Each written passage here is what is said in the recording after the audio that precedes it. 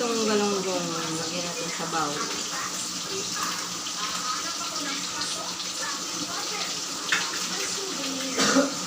Sa bowl, guys.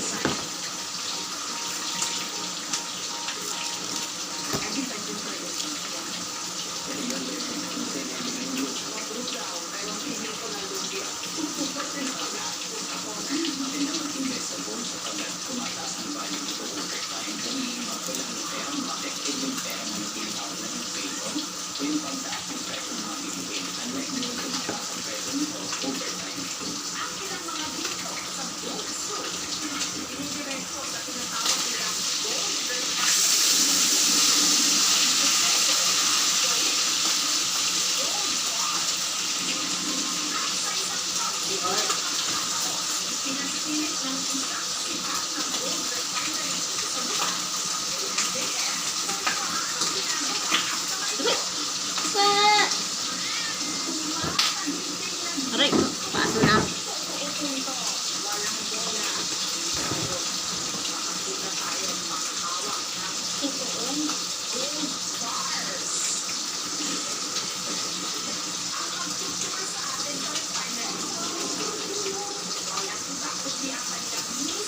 Puta na law, oy. Masarap pag tagulan, may bagyo. Toyo, kalawante. Sarap to, mahigit ng sabaw. Sausaw mo sa tuyo kalamansi. Kung may tala lang dyan, oh. Usok sana, dyan lumalabas. Sa ilong, lumalabas. Ba't yan yung naisip pag gawin ng bigyan ng bitana? Sa ilong, lumalabas.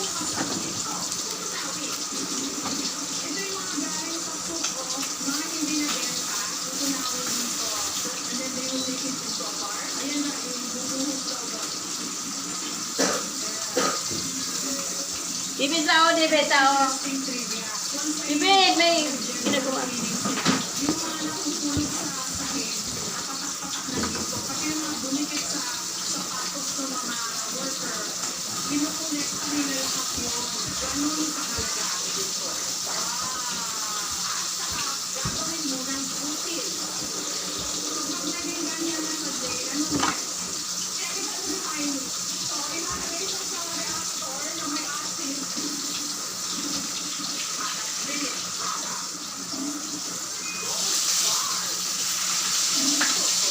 Gold bar, ang finished product.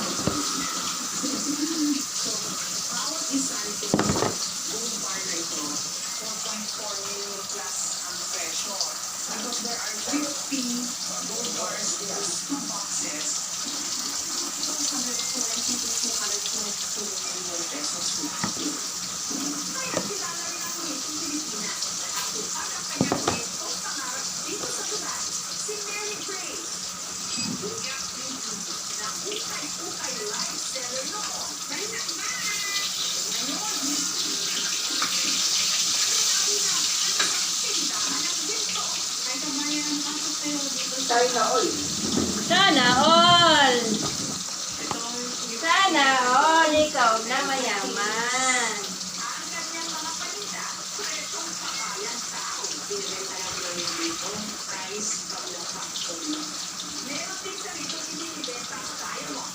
Ito yung ating pinakamahal na diamond na very, very rare.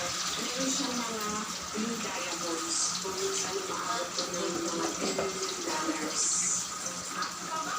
Na 24 karat na gold perfume. Meron po siyang real gold. May kalating milyon ka, pwede ka na magnegosyo ng ginto. Oye, Pang-pipicture din lang yun. hindi ah. Kalating milyon, pwede na yan. Kaya gagawin mo sa ginto, sinong customer mo doon? Siyempre, ano ka ng pwesto? May pwesto ka. Sa mall, okay. Tapos, Tingin mo, makasya yung 500K? Oo, ginto yung ano mo. Sing-sing, kwintas. Hindi kagad maramihan kagad na ano. Gold ingot? Alam ko kung saan ang anuhan, kuhaan niya ng mga ano, yung bagsak presyo, ay yung ang tawag nito, yung wholesale, Moises? Sa Umping, sa Umping. Saan yan? Sa Umping, sa Santa Cruz, Manila. Doon kinukuha yung mga, doon ka kukuha pang binta, wholesale yun. Mura lang yun kasi per gram. Pwede yun. Hindi, totoo. Doon ako bumibili ng alahas eh. Per gram ang bibilhin mo doon, Moises. Per gram, hindi per piece. Tapos ibibinta mo siya ng per piece, Moises. So, tutubuan mo sa, kahit tutubuan mo pag per piece binta mo, tubuan mo lang ng 300, pwede na, no? Kasi per piece naman ang kuha, per gram naman kuha mo doon. Tapos binta mo siya ng per piece. 300 per piece ang tubo mo. O, di ba? Pwede rin, per gram, tutubuan mo ng, per gram ang usapan nyo, tubuan mo per gramo. Example, 3,000 ang Saudi Gold 18K is 3,500 ang, ano mo siya, isang gramo. So, gawin mong 3,800, isang gramo. Moises, may 300 ka per gram, di ba? Eh kung ang kwintas ay 5 gram, magkano yun sa'yo? Malaki, di ba? Malay ko. Oh, 3 times 5. Baka naman sabi-sabi mo lang yan. Paano naman nalaman yun? Eh, alam ko doon ako bumibili sa Santa Cruz ng ano eh. Alam mo yung tubo nila? Kaya nga yung mayaman yung mga nagtitinda ng alahas eh. Wala pa akong kilala mo yung mama sa pagbibenta na alahas. Ayan, ano ba yung mga yan? Hindi naman sa Pilipinas yan eh. Ano ka ba yung mga sa Umping nagtitinda ng mga alahas? Yung mga sa online, daming yung mayaman, titinda ng alahas eh. Customer mo dyan, ano eh. Mga maluho lang eh. Oo, mabinta yan, ano yan. Maraming tao mahilig sa alahas. Kagaya ko, mahilig ako sa alahas. Oo, ayaw ko sa'yo, ba't mahilig sa alahas? Mahilig ako ganun talaga. Hindi mo naman kinaganda yan. Nakakawa ko sa inyo.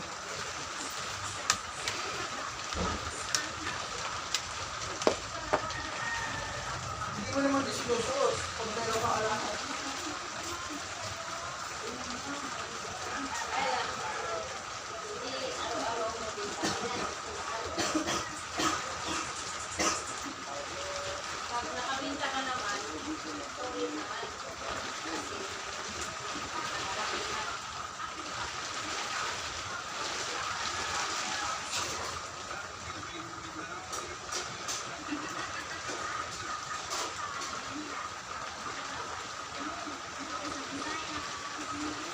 Mag-online seller pa.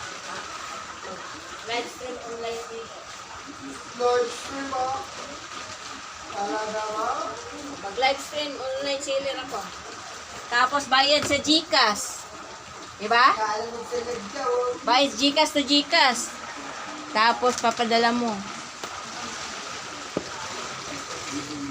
Legit supplier naman eh.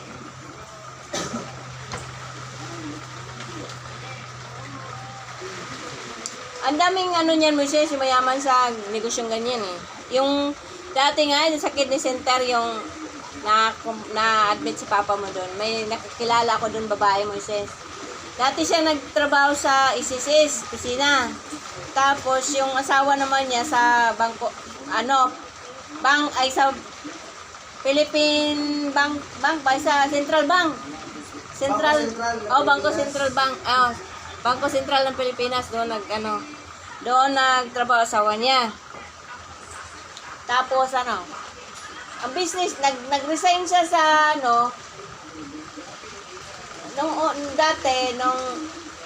ang trabaho niya ba, nag-o-office siya sa SSS, tapos nag-business siya ng ganon. Nag-click Moises, karamihan ng mga empleyado doon kumukuha sa kanya. So, nag-resign siya kasi lumago yung business niya, Moises. Online seller siya nagbibinta siya ng mga lahat kasi. Laki ng kita niya, Moises. Tapos, na-hold up siya, Moises. Na-hold up siya. Siguro natunugan yata siya nagpinto siya sa akin kasi. Natunugan siguro siya na lagi siyang may dalang pirang malaki, tapos mga lahas, malalaki. Sa Umping siya namimili. Oo, kasi. Noong time na hinag siya? Oo. Siguro natunugan siya. Sa umping siya bumibili ng ano ng paninda ng mga alahas.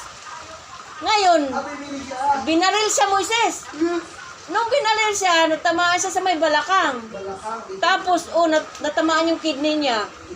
Tapos, inoperahan siya. Tinanggal yung sa kidney niya kasi natamaan siya. Tinanggal na talaga. Natamaan yung sa kidney niya eh. Hindi na wala nang kinalitan.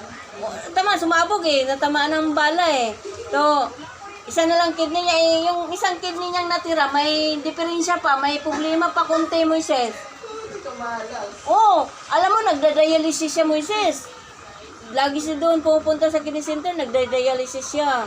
Tapos, naka-wheelchair siya. Tapos, binubutasan na yung liig niya dito, kasi hindi na siya makaihi. Dahil lang doon, no? Hindi na siya makaihi. Okay pa sana siya kung meron pa siya isang kidney. Yung naiwan, yun yung may diferensya. Tapos, yung natamaan ng baril, yun yung healthy niyang kidney pa naman. Tapos, alam mo, binutasan na siya dito sa liig kasi nagda-dialysis siya. Tapos hindi na siya makaihi kasi sira ng kidney niya. Dito na siya umihi sa braso, Moises. Braso. Dito, kinukuha ng injection na malaki yung ihi niya dito sa braso. Hindi, dito sa braso doon, hinuhugot yung ihi niya, Moises. What? Tapos nung time na yun, Paano sa braso? tapos nung time na yun, nasa operating papa mo, inoperahan papa mo no.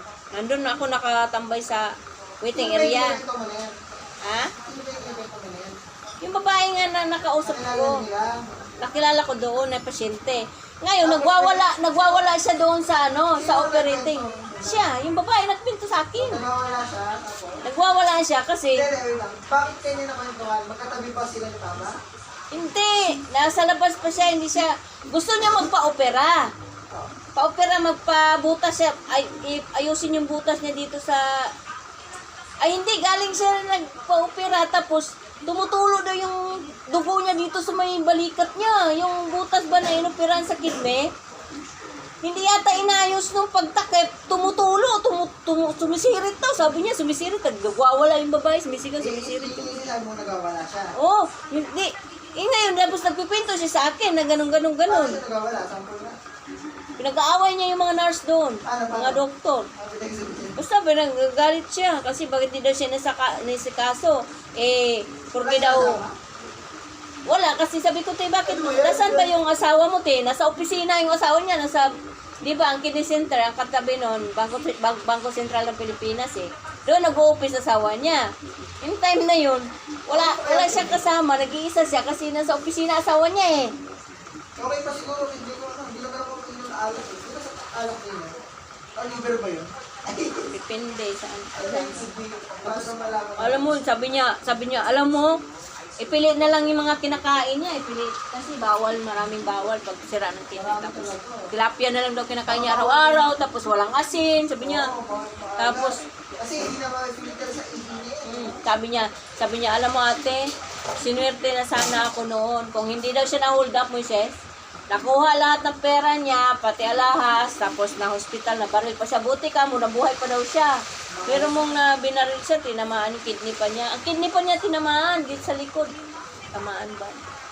Nawa nga ako Para bang nasa taas na siya, biglang bagsak. bilang bagsak. Tapos hindi na siya naka-wheelchair siya. Siguro hindi na siya makalakad kasi parang yung spinal cord niya, Moises, nung nabaril siya. Ay, Parang paralyzed ba siya? naka-wheelchair siya, hindi siya makalatayo Ibig sabihin, natamaan yung O baka naman kidney niya, pati spinal cord niya. Grabe. Kaya hindi na siya makalakad, naka-wheelchair Ba't siya. naman siya binaril ng baka lumaban? Inold up nga siya. Ewan ko. Hindi siguro siya lumaban. Kaya lang, siguro may nakatembre ba na, abangan nyo yan. Siguro baka ang nagtembre din nun, mga customer din niya, Moises. Ba't siya binaril pa? Hindi siya kailangan baril. Siguro, balak talaga siyang patayin, nabuhay pa, no?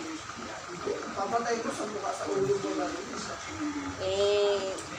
Yung sabi nga niya, yung ginawa nga daw sa kanya, balak talaga siya patayin. Diba? Pero mong na baldado siya, diba? Buti ka mo, hindi pa siya napuruhan, no? Kasi, pag may tama ka sa tiyan, pwede sumabog mga bitoka mo. Pag sumabog bitoka mo, patay ka na no?